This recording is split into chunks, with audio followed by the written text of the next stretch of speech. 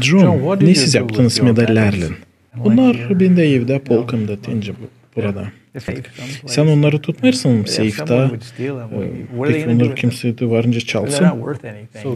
Onlar o kadar adam pahalı değil, onları çalsınlar diye.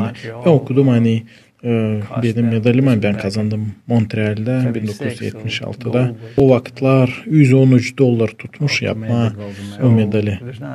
O altından medal ama altın dışında sadece medalin ardında var bir resim zeytin dalı. Da o getirir benim aklıma 1. Korintlilere 9:24-25 yerlerini Biblia'dan. Bilmersiniz mi? Hani kim yarışmakta yarışır, hepsi kaçıp yarışır. Ama sal birisi bağışış kazanır. Siz yola kaçın ki bağışış kazanabilirsiniz. Hepsi kim yarışır, atletik oyunlarında tutar kendilerini zaplı her bir üzere. Onlar bunu yaparlar ki bir sörpeşen feniz kazansınlar. Ama biz yaparız ki sörpeşmez feniz kazanalım. Ben gösteririm medalimi insanlara da derim bu benim sörpeşen fenizim. Allah verdi bana bunu. Da bu işlerin sadece bir kısa zamanı var. Her bir sportsmen kim kendi güdesini hazırlar hem yapar kahve.